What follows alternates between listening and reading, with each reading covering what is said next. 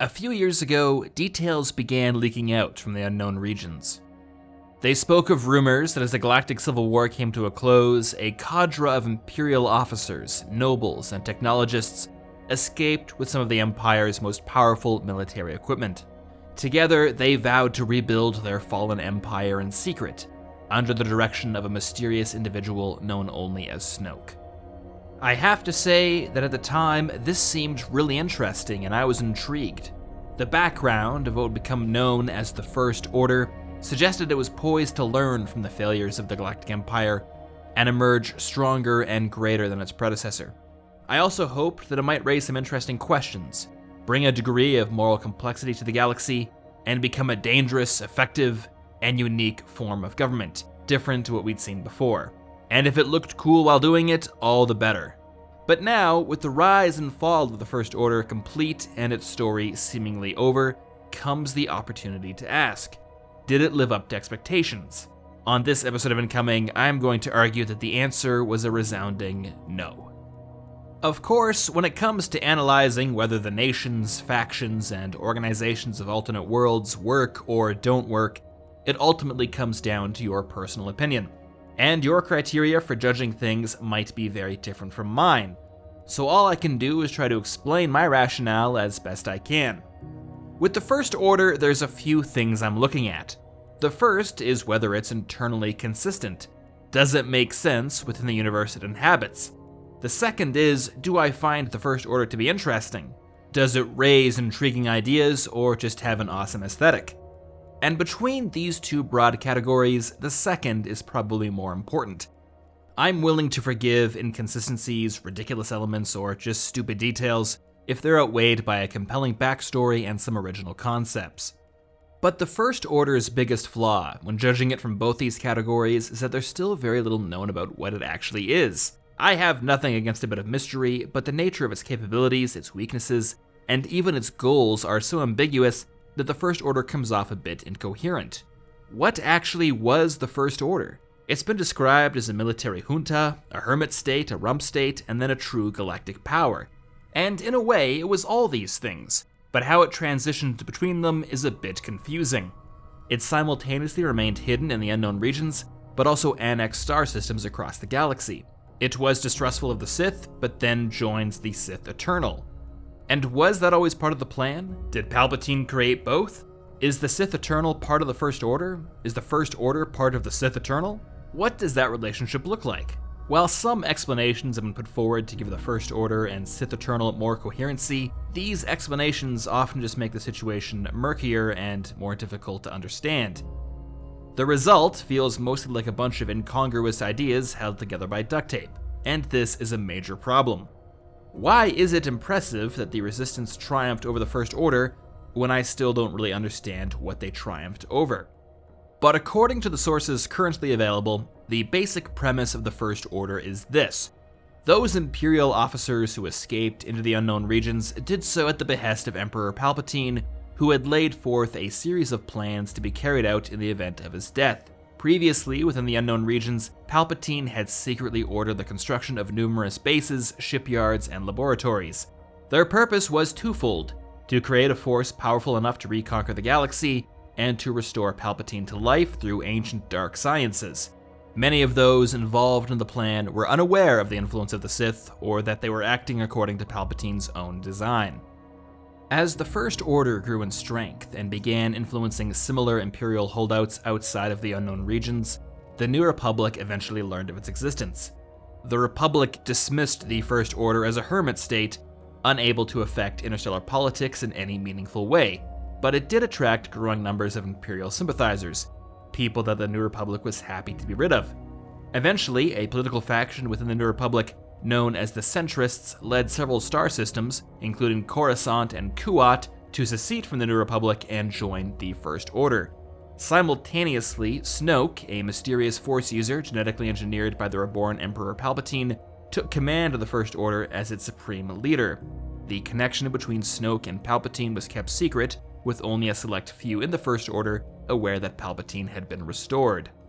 The First Order initiated its campaign against the New Republic by utilizing Starkiller Base, a planet-turned superweapon reminiscent of the Death Star, to destroy the Hosnian system and cripple the Republic's leadership and military. Within days, Starkiller Base had been destroyed, but the First Order's fleets and armies had conquered much of the galaxy. The death of Snoke and the destruction of the Supremacy, the First Order's largest starship and mobile base of operations, left the First Order overstretched. When Palpatine revealed himself to the galaxy, he tried to sway the new Supreme Leader of the First Order, Kylo Ren, by promising a fleet of Star Destroyers, each planet killers in their own right. Kylo Ren refused this offer, and command of the First Order fell to a few individuals already a part of the First Order who were privy to Palpatine's plans. But after a battle at the hidden Sith stronghold, the whole organization was destroyed by a galactic-wide uprising over the course of a few days. At least that's what I think happened, and I had to fill a few gaps there myself. But I think it's pretty accurate, and there's a lot to unpack. And going back to my first criteria, how can you judge if this story is internally consistent and believable? Well, a little exercise I like to do when analyzing alternate worlds is to reframe their histories as if they happened here on Earth. If they make sense, or at least seem plausible in our own world, I'm more willing to accept it as believable in theirs. So how would I retell the story of the First Order as if it happened here on Earth? Okay, so let's say that after World War II, fascist sympathizers escaped to a remote area of the world long thought inaccessible and relatively unexplored. Our version of the unknown regions, let's say Antarctica. Thankfully, the German High Command had secretly built a massive industrial base here, so these fascists were not only able to survive, but rebuild their military and society. The victorious Allies eventually learn about this, but dismiss it as they have their own problems, and who cares about a few Nazis at the South Pole. This new fascist state calls itself the First Order, and people from across the defeated Axis powers head to Antarctica to join it. Eventually, Germany, Italy, and Japan leave the United Nations and join the First Order as well. The Allies continue to dismiss the First Order even as its agents try to undermine them. Then, an atomic bomb is dropped on New York City, everyone surrenders, and within a couple days, the entire Earth is under the First Order's control. Then, at some point a couple years later, a bunch of random citizens show up and overthrow the whole regime. Now, I realize I'm being a little unfair there. This isn't an exact parallel to what happened between Palpatine's First Order and the New Republic, and those differences might make some things more or less plausible, but overall, if you accept the basic merit of this analogy, does the First Order still make sense or seem even remotely believable? I don't think so.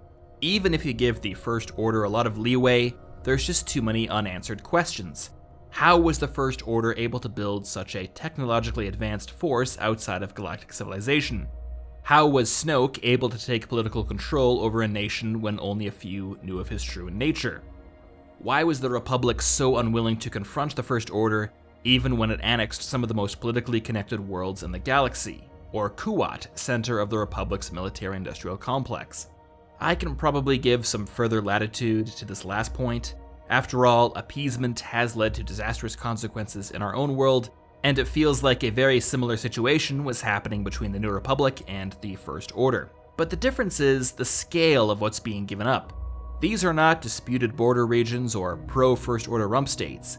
These are some of the most critically important locations in the galaxy, presumably with enormous influence and power within the New Republic. The profound impact of losing these star systems, not to mention all the other territories, is so far-reaching that giving them up without a fight is criminally negligent and something no government could allow without losing the entirety of their credibility. When I was first researching this part of the First Order's history, it seemed so completely strange and out of place to me. Not only does it seem unrealistic, but it also appeared to contradict the basic premise of the First Order, that it was this isolated state on the frontier dismissed by the rest of the galaxy. But no, it apparently controls the historical galactic capital either directly or through some sort of puppet group. And you know, I'm willing to accept the odd, implausible, or impractical element. Implausible things happen all the time. But when every element of the First Order's backstory is unconvincing and stretches the believability of the entire universe, the suspension of disbelief becomes harder to maintain. And this isn't to say there isn't some explanation out there that can tie these discordant elements together, but I haven't come across it yet. So much of the success of the First Order seems to come from luck rather than its own ingenuity or efforts. Its survival and success is only possible Because the New Republic, a nation born out of a decades-long struggle against a brutal autocratic regime, repeatedly ignored and refused to confront another brutal autocratic regime. If the New Republic had leadership willing to act in its own defense, Palpatine's plans would have only lasted a few hours. And just to be clear, I do think there's a way to explain all this and have it make sense and keep it coherent, but right now I just feel we're not getting that explanation. So let's head to my second criteria. Do I find the First Order interesting? Does it have a cool idea behind it? Well, on this one, I'm gonna say kinda. Even if the explanation of how it all came about is a little weird, at its most basic level, the idea of a cabal of high-level Imperial officers fleeing to the unknown regions to restore the Empire sounds awesome.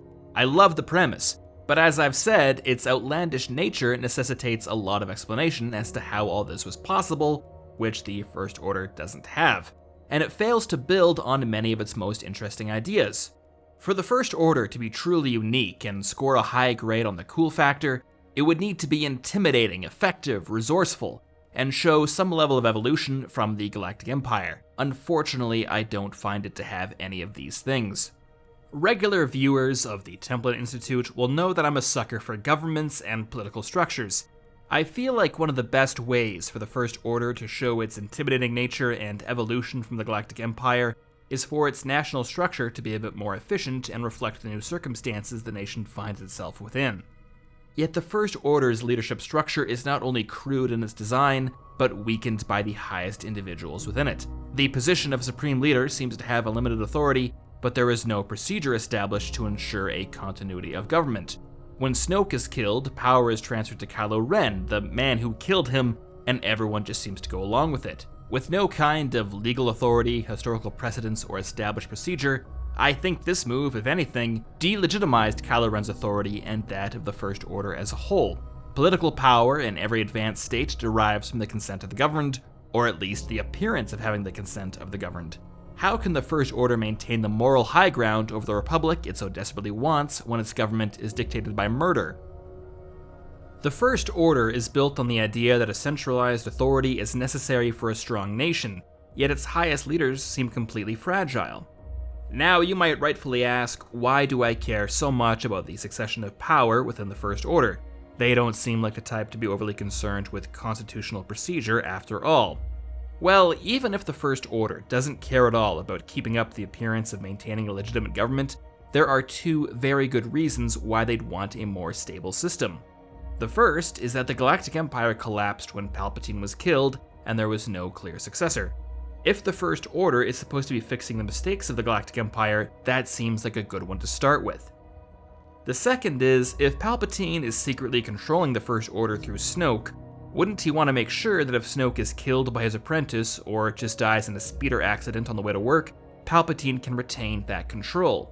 When Kylo Ren takes over, someone who wasn't aware at all of Palpatine's return in the first place, Palpatine essentially needs to bargain with Kylo for control over something that was Palpatine's to begin with. The whole relationship just feels strange. And the remainder of the First Order's leadership seems to vacillate between agreeable yes-men who display no independent thought, or secretive insiders with a connection to Palpatine who act outside of the official hierarchy. This latter group, with the ascension of Kylo Ren, now have greater insight into the nature of the First Order than the Supreme Leader himself.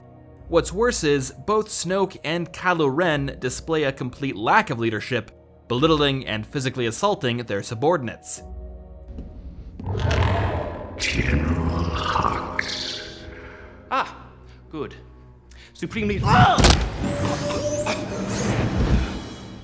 My disappointment in your performance cannot be overstated. Now, I kinda get the idea here. What better way to show how dangerous and powerful individuals like Snoke and Kylo Ren are? But the problem is, such displays are ultimately childish and weaken the structure of the First Order as a whole. How are any of the officers under the command of General Hux supposed to respect his authority when he is tossed around the room in front of them? Armies and governments operate more effectively when there is mutual respect across the ranks. Without that, the chain of command suffers, individual performance suffers, and the First Order as a whole again suffers. I get the feeling if either Snoke or Kylo Ren had tried to pull this type of crap in the Galactic Empire, they would have been tossed out faster than Director Krennic.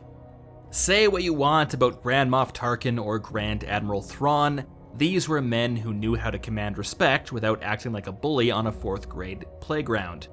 Even Darth Vader had the sense not to humiliate his officers in front of their subordinates, but rather do so in private. Well, most of the time anyways. An organization more concerned with efficiency, integrity, and morale over personal vendettas and intimidation handles discipline very differently. Make it so. Finally. Set a course for the Hyrulean sector and engage at Warp 9. Aye, sir. Lieutenant, may I see you in the ready room? Of course. Once I have made a decision, it is your job to carry it out, regardless of how you may personally feel. Any further objection should be given to me in private, not in front of the crew. I do not recall Commander Riker ever publicly showing irritation with his captain as you did a moment ago. No, sir. If the peacekeepers over at Starfleet Command are enforcing better military discipline than your ultra-nationalist fascist superstate, you got a big problem. The Galactic Empire also had an issue with relying too much on intimidation at the expense of efficiency, but at least with them, they had the good sense to direct it towards their enemies rather than their own internal military apparatus. Again, at least most of the time. But rather than drawing the conclusion from the Empire that pure intimidation for the sake of intimidation makes more enemies than it cows into submission, the First Order seems to have just taken things to the next level, and this is epitomized in their capital, or lack thereof. At the behest of Snoke, the capital of the First Order was not a planet, but an enormous starship known as the Supremacy.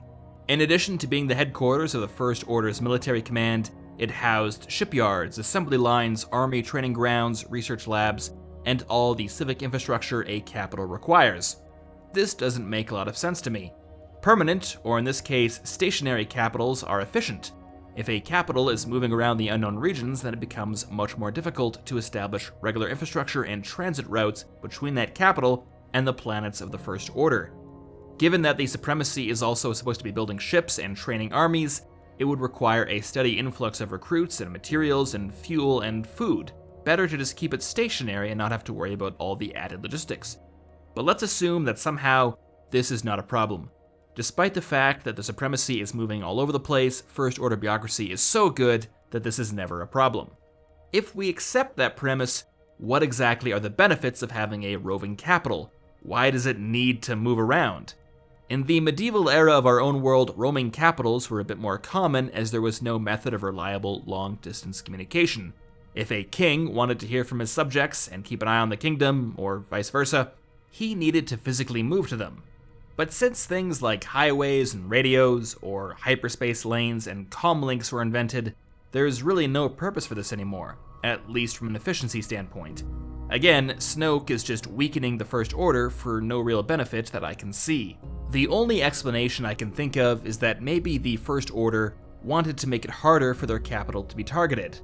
But they already had a hidden base of power within the unknown regions that the New Republic couldn't find, and even if the New Republic could target it, they don't seem like the type that would want to build and fire a new Death Star. If you want to protect your capital, deploy your fleets to make sure the enemy can't get close to it, don't just move it around all over the place.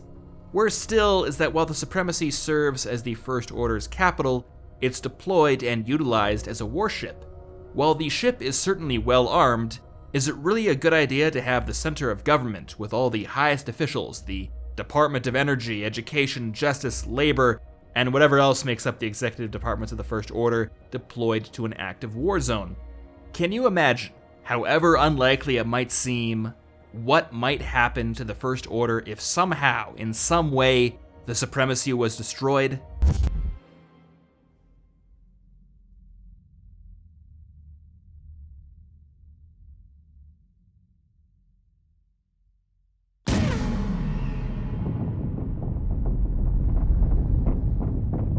Congratulations, you've not only lost a warship, but your entire government, every major ministry, the post office.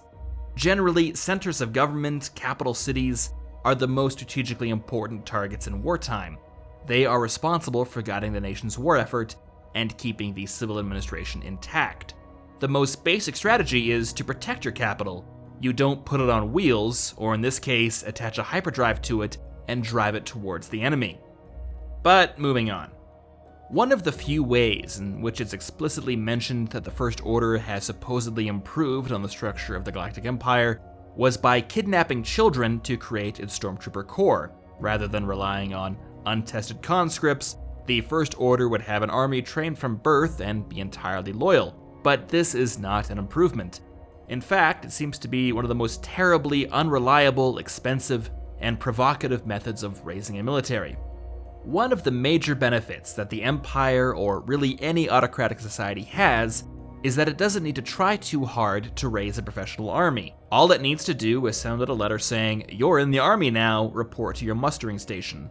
Total cost is 10 cents? The First Order, by contrast, needs to find a planet, raid it, steal a bunch of children, indoctrinate them, make them forget their past lives, and then really hope the Republic doesn't find out about this, or the story doesn't make the galactic news. If the First Order is trying to convince a bunch of star systems to leave the Republic and join them, getting caught stealing a bunch of children to transform them into child soldiers is a bad look. It's also just self-defeating. The First Order needs to conduct a military operation so it can find the children it needs to be the soldiers for future military operations.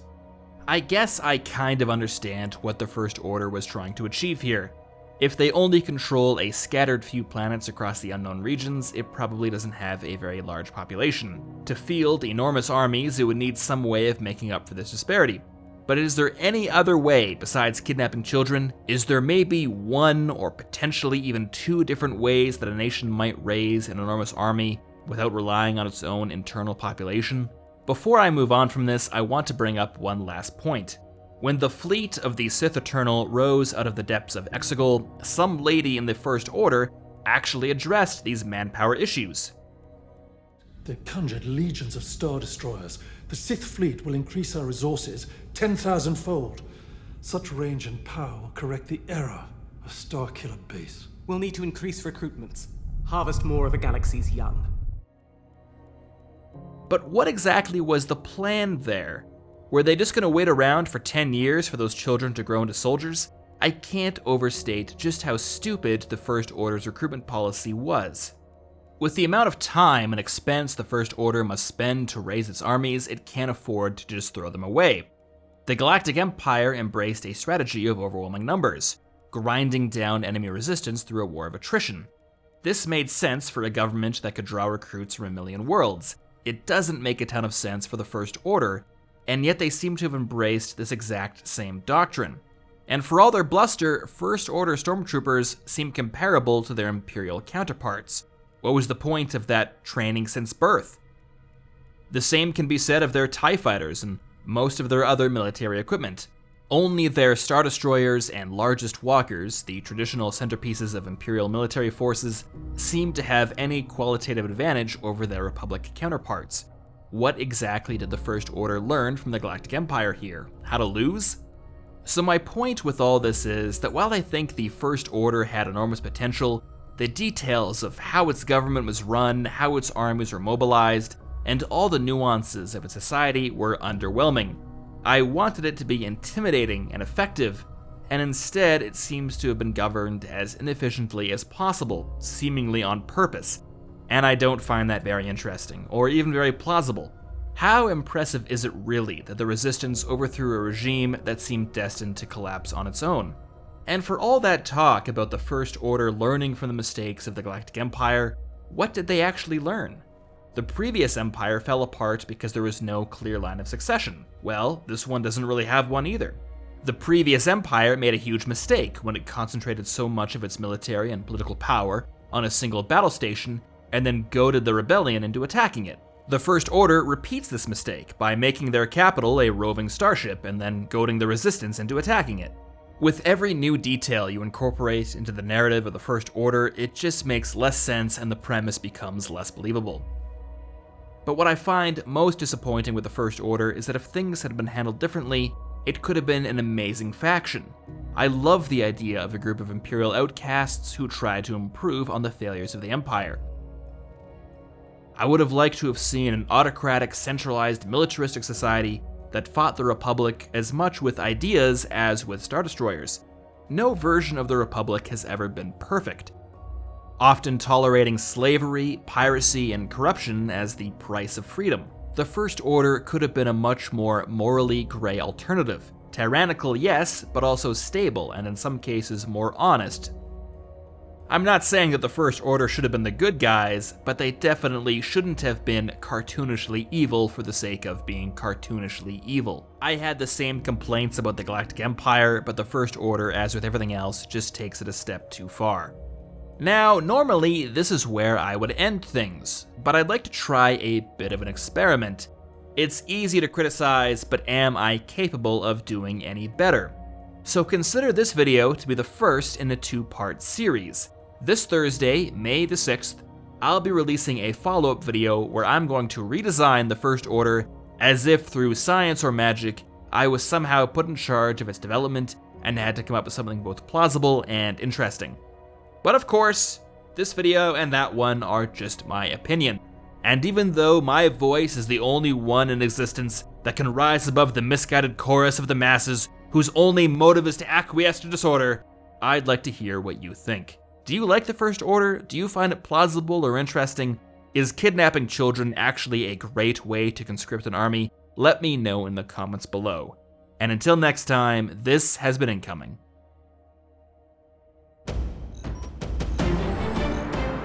In Incoming, the Templin Institute discusses the theories and ideas found across alternate worlds. If you've enjoyed this video and would like to join the Templin Institute, consider pledging to our Patreon page.